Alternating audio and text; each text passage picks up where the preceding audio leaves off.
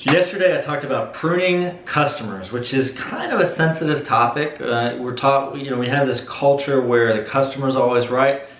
I don't subscribe to that. I think that's a great topic for another video, but I did get a comment from a great friend of mine, Frankie Bobby, said, out of yesterday's post, he said, makes sense, but it's kind of like telling them they didn't make the cut. That's a hard one to do, and to do it objectively as opposed to intuitively, I'm gonna need some refresher training. So today is all about Frankie and answering that question because it's a great one. How do you actually do these cuts? It's one thing to decide who to prune, it's a whole other thing to actually do it.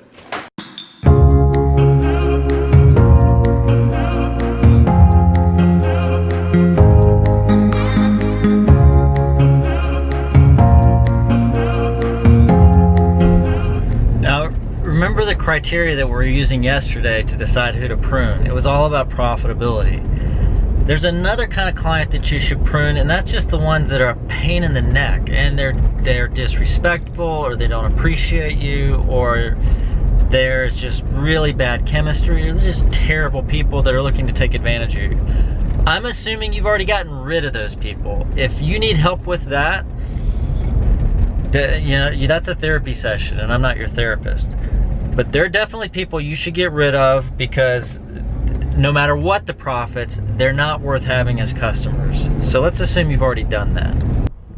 Now of the group that's left, there's only two possibilities. I'm gonna look at this from a strictly accounting point of view. Since we're talking about profitability, that makes a lot of sense. And the two possibilities are your revenue is too low or your costs are too high. That's it. So if we cover those two, you'll have it figured out. So let's start with the revenue is too low group. Now there is a subset of the revenue is too low group that the revenue is way too low because the revenue is zero. It means you're working for free. And it's such an important topic, we're actually gonna pick that up in tomorrow's video. We're gonna do a special video tomorrow just on working for free and why you should not do it at any cost. So stick around for tomorrow for that. So we're gonna move past the group you're working for free and go to the next group, which is the group that you are undercharging for your service or your product. The bottom line is that at some point you have to be able to look in the mirror and ask yourself, am I really worth it or not? Because if you're undercharging, what you're telling yourself and what you're telling the market is that you're not. Now, it could be the case that you're really not worth it. Maybe your product or your service really is inferior to everybody else, and maybe that's the reason that it has to be priced under the market for people to buy it. If that's the situation, then the bottom line is you're not underpricing your customers. You're pricing what the market will bear, and if you want to earn a higher price and become more profitable, you need to get better at delivering the product or service. But if your product or service really is as good as everybody else's or better and you're underpricing, you're just gonna have to come to terms with the fact that you're worth it, your product's worth it, and you're gonna have to raise your prices. Now, one thing usually gets in the way of this, and it's you believing that you can read the minds of your customers. You can't, and I have proof. Back when I owned the tax and accounting firm, before I went full-time consulting and we're doing the stuff that we're doing now, we had a group of clients that were at that back end of the whale's head that I talked about yesterday, the ones we were losing money on, and we were faced with a decision. Are we going to prune them or are we going to raise their price?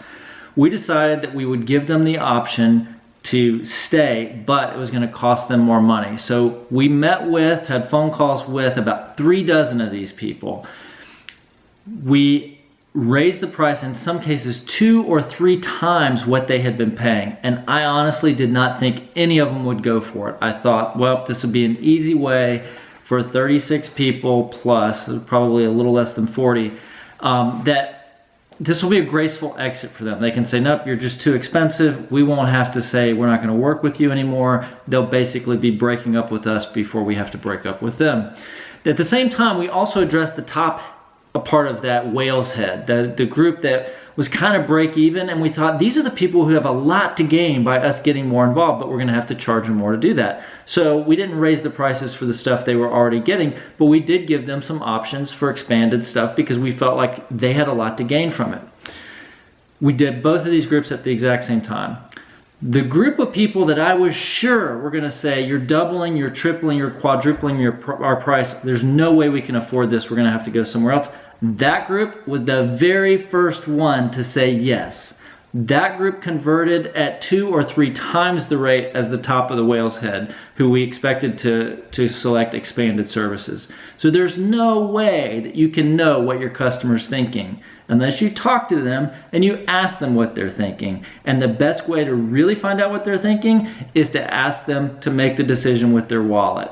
So if you have customers that you're underpricing, look yourself in the mirror, say, I'm worth it, go out there, adjust the price for them, and let them decide. Don't you decide for them whether they will stay or leave. What if your problem is not that you are charging too little? What if it's an issue where your costs are too high? There's a couple of examples I'll give you where this happens quite frequently. One is professional practices. So you've got the managing partner of the law firm or the managing partner of the CPA firm, and he's still working with the customers that they had 15, 20 years ago, and he's still doing the little rinky-dink contracts or tax returns or basically stuff that should be handed off to somebody else, but that partner, that person, that owner, he or she is still doing the work. Well, the cost, and if you look at that person's compensation, the cost to have them do the work is just way, way, way too high, and that's why the work's not profitable. There's another scenario where maybe you used to sell a product and you decided to discontinue that product, but there's this one customer that you keep selling this one product for, and because you only sell it to one customer, your prices are much higher than they were when you carry it as one of your normal everyday products. In both of those cases, you really just have to go back to the customer and say, our costs are way too high here. We can't make this profitable unless we charge you way more than market rates. And that's something that we don't think we should do because it's not good for you. That's a tough conversation to have. But the reason you're having it is because the reality of the situation is you would need to charge them a higher than market rate for it to work for you. It's not going to work for them, and you don't want to do something that's not in their best interest. That is always your primary motivation, taking care of your customers, which leads me to the very last point. I think the biggest problem with pushback on pruning customers comes from your ego. You believe that you are the best person to serve them, and they're going to be devastated if it's not you. In truth, the client, the customer that is not a great fit for you, that is not profitable for you, even the ones that are causing lots of headaches for you, they're not a great fit for you, but they are somebody else's ideal customer. And you owe it to your customer to let them go and let them be somebody else's ideal customer, because they're going to get better service there, they're going to get better value there, they're going to be happier there. Oh, and by the way, some other professional, some other business, some other person who wants them as a customer is going to get a great customer in the process. So it's a win-win for everybody. Don't underprice yourself, number one. If your costs are too high, have a heart-to-heart conversation with your customer about why their account isn't profitable. And don't get hung up on your ego believing that you're the best person for everybody. You're not. See you guys tomorrow.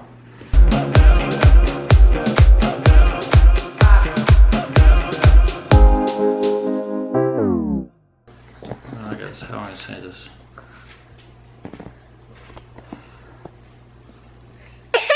What are you doing? Uh-huh.